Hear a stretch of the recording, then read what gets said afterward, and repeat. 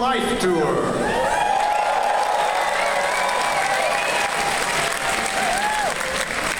Please note, at tonight's presentation, flash photography is prohibited, and there is a zero-tolerance policy for any heckling or disruption.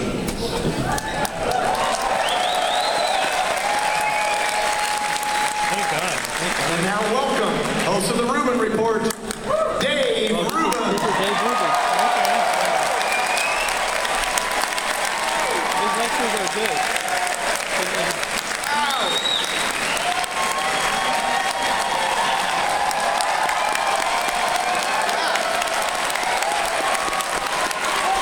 Look at this place. Holy cow, you're all here. This is like the internet come to life.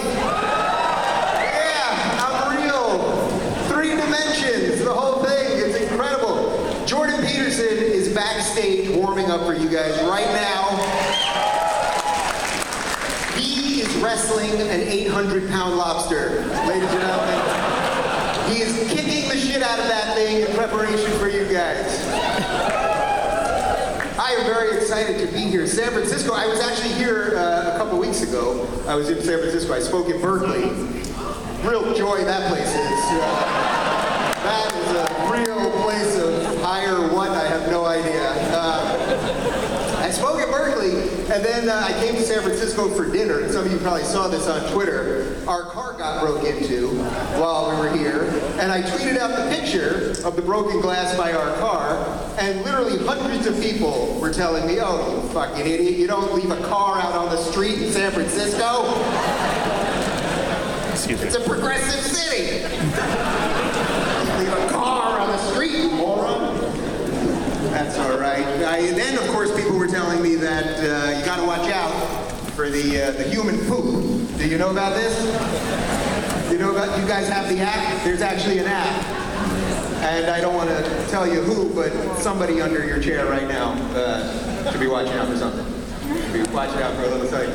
This is very exciting. We've been doing this tour for, this is probably our 8th or 9th show, and it's just been unbelievable seeing you guys. I do have to tell you, though, that I was actually not Jordan's first choice to open on the tour. Yeah, that was Kathy Newman.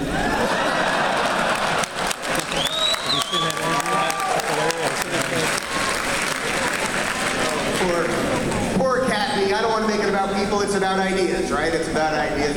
Actually, Jordan, he emailed her. He emailed her and he said, hey, Kathy, you know, I'm going out on tour, 12 Rules for Life, very exciting. Would you like to open for me on the tour?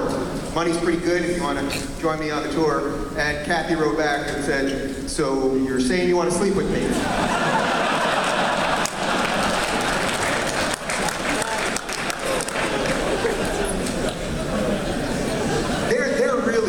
There is something really cool going on. I was reminded right before we started. So did you guys see the piece in the New York Times yesterday about the intellectual dark web? You guys saw this thing? I didn't. So it's really awesome that we're here tonight because it was actually born right here in the Masonic. About 6 months ago, Sam Harris did his podcast here, and Ben Shapiro and Eric Weinstein were here, and Eric is the one who came up with the phrase, and it was on this very stage, and this thing is real. I mean, this thing that you guys are a part of, that the world is now finally catching up on, it is real and it is here, and it's this incredibly diverse group of people. Look, we all know there's the diversity that the left loves about your color and your gender and your sexuality and all that nonsense. And then there's real diversity. So we've got Sam on the left and Ben on the right. And now we have our new leader, Kanye West.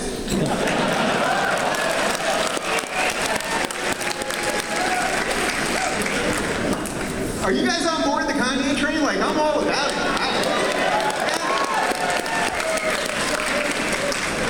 I just love it that, like, you know, we've got these biologists and, you know, neuroscientists and all these people that have been working on this stuff for 20 years, and then Kanye's like, I'm taking this shit. Follow me, we're going. It's pretty awesome. Yeah, there really is some sort of revolution going on, and you guys are part of it. And the beauty of this thing is that most revolutions, they're bloody. But if we do this right, there won't be blood. Right? That's how it'll happen. There won't be blood. Yeah. I like that the applause took a little while. Some of you were bloodthirsty. That's okay. That's okay. I sensed a little bloodthirst in this area over here.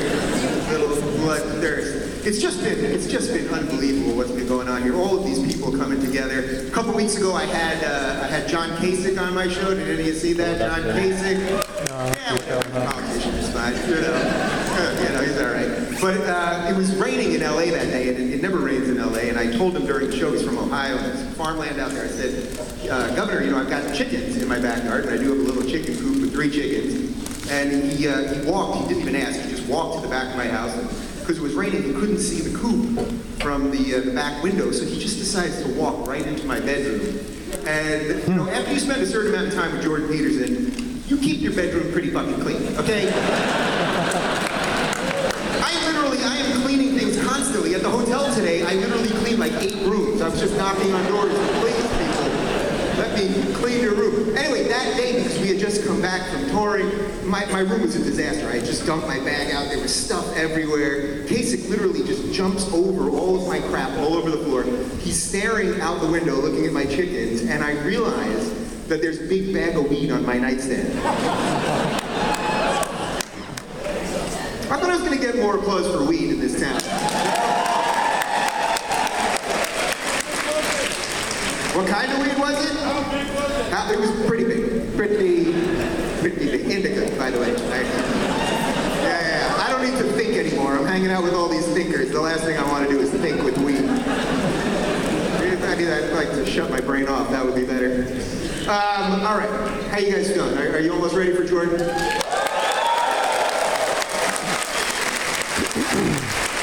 All right, 2 more quick things before we do this. So when we started this tour, as I said, we've done about 8 or 9 of these, and when we kicked this leg of it off in Toronto, something really cool happened. As a guy tweeted me, and I think I'm going to do this for every show because I think it sums up exactly what's going on here, and you guys are absolutely part of it. You are actually the integral part of it. So somebody by the name of Immeasurable Matt on Twitter sent this tweet right at the beginning of the show. He took a picture with him and his girlfriend, and he sent this tweet. He said, "It's wild to be sitting in a sold-out venue with 1,000 other people waiting to listen to Jordan Peterson and Dave Rubin when in my daily life, I act like a secret agent and tiptoe around even mentioning Jordan Peterson's name."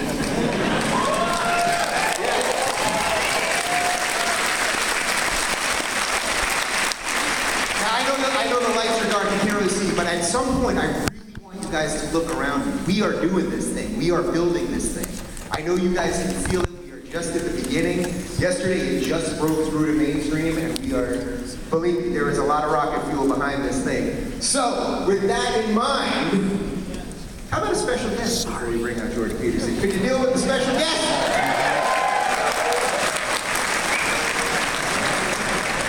Ladies and gentlemen, the intellectual dark web has many talents, and I'd like to introduce the musical stylings of Eric Weinstein, everybody.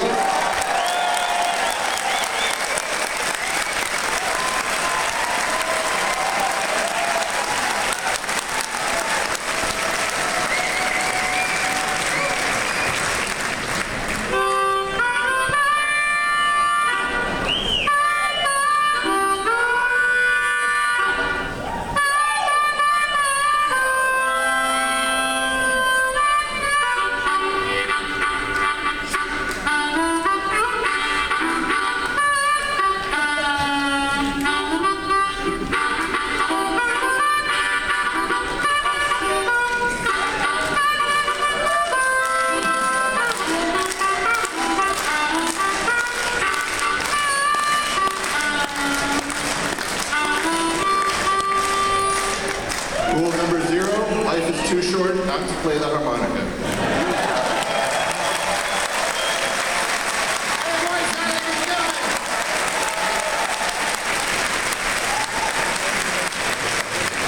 And now Sam Harris playing the banjo. No, just kidding. All right, you guys ready? Make some noise, people. He's coming.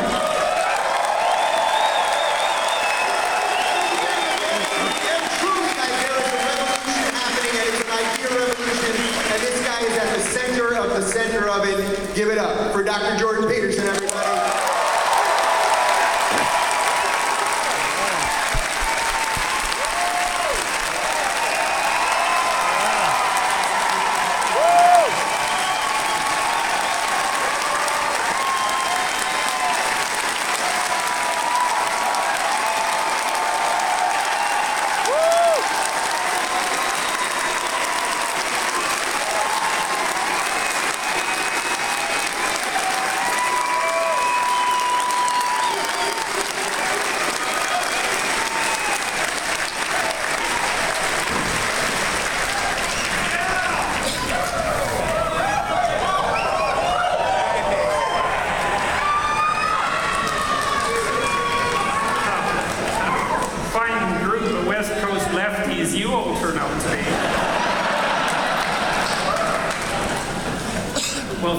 for that. I think that was the most enthusiastic and insane welcome that I've had yet.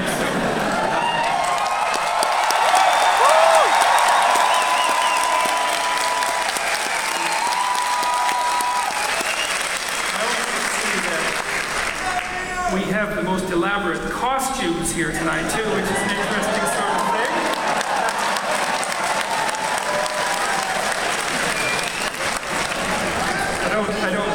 I don't really know what to make of that, but I can tell you one thing that I do really like. I like very much the fact that right from the beginning,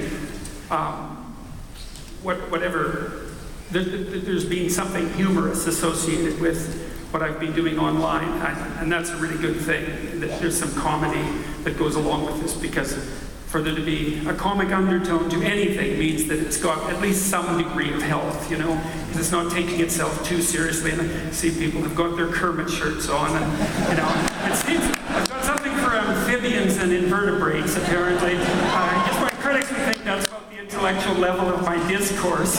So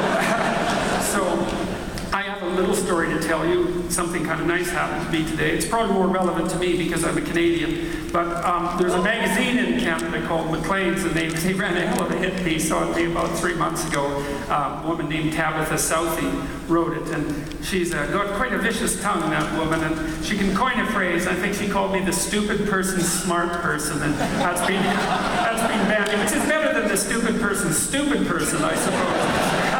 But that phrase has been bandied around on the internet sort of ad nauseum in some sense since then. But today, and this was what was cool, because there's been an attempt, I would say, by the people who aren't very fond of me to attempt to politicize what I'm attempting to do. And, you know, there's some justification for that, I suppose, because I have been going after the radical leftists with a fair bit of seriousness, but I think that's because they jumped the political boat, you know, and they started to tread in water. They started to tread into territory that had no business being politicized, with restrictions on free speech in particular.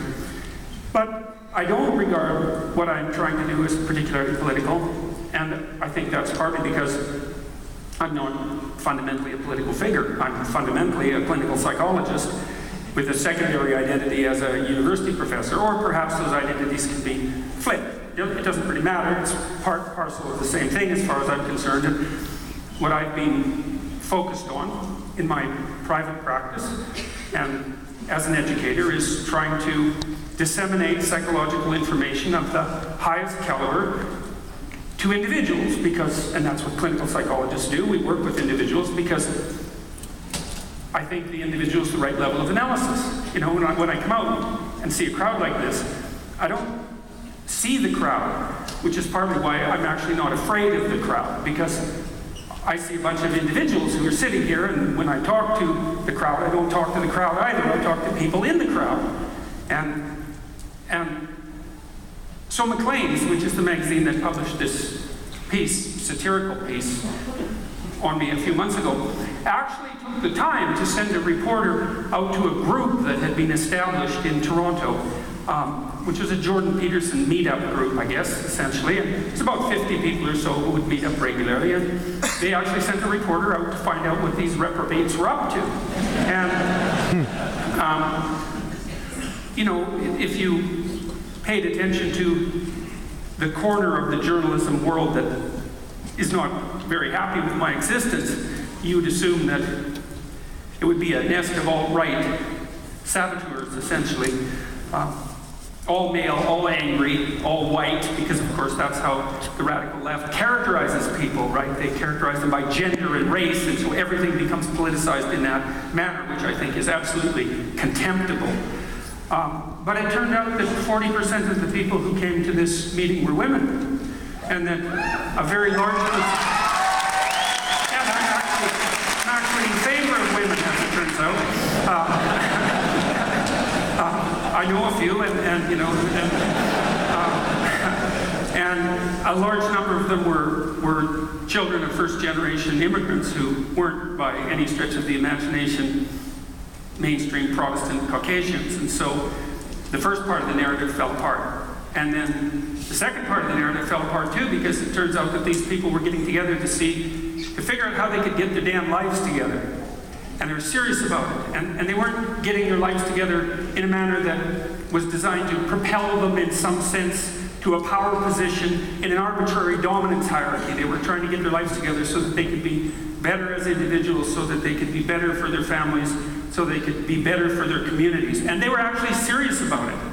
And you know, in an age where everyone is cynical about everything, it's really something to know that there are people who are not cynical about things that are that important.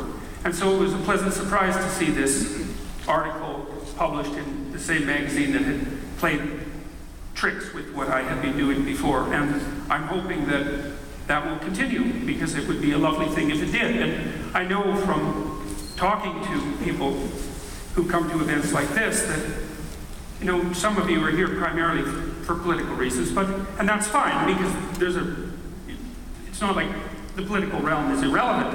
It's by no means irrelevant. But I know that most of the people who come to these talks come because we're trying to do something about putting our individual lives together. And that's the right thing to do, as far as I'm concerned. It's the right level of knowledge.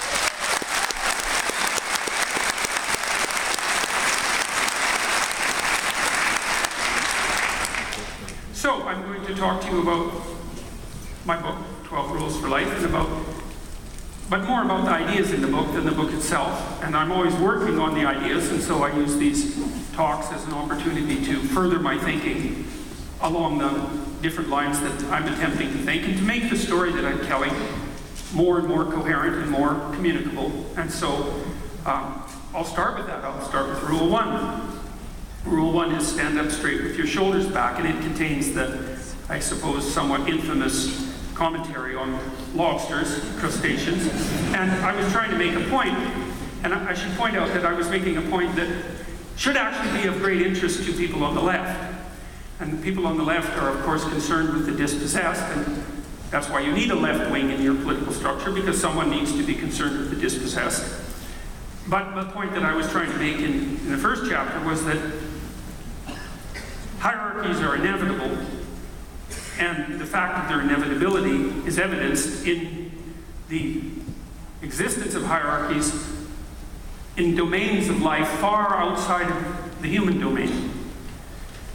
That hierarchies have been around for 1/3 of a billion years. And they're a permanent structural element of existence. That doesn't mean I was justifying them. To point out that something exists is not to justify it, it's to point out that it exists. Now, whether hierarchies are justifiable or not is a completely separate issue, and I'll address that very briefly in a moment. But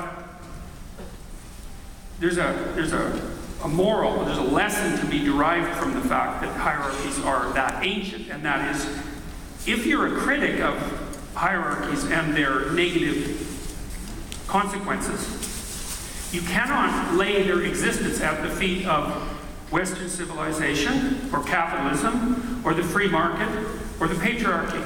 Because Western civilization, capitalism, the free market, and the patriarchy, which is a word I detest, by the way, didn't give rise to hierarchies. And you can tell that because lobsters have them, right? So there's 1/3 of a billion years of social animal organization into hierarchies, and you can't put that at the feet of a political or economic system, period. And so it's for that reason, among many, many, many other reasons, the Marxists are wrong. And they're not only wrong,